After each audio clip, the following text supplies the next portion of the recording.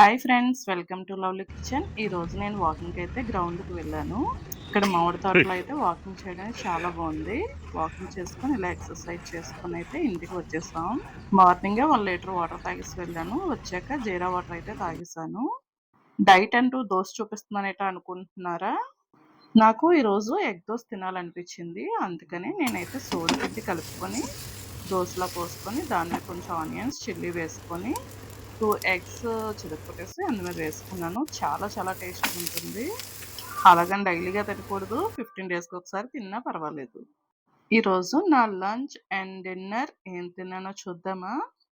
ఈరోజు fish curry చేశాను. Fish fry చేశాను. కిన్వా రైస్‌తో అయితే ఫుల్‌గా లాగించేశాను. ఇలా ఫిష్ కర్రీ పెట్టుకొని, ఫిష్ ఫ్రై కూడా కొంచెం పెట్టుకొని, ఒక ముద్ద తింటే ఉందండి. చాలా చాలా టేస్ట్‌గా ఉంది.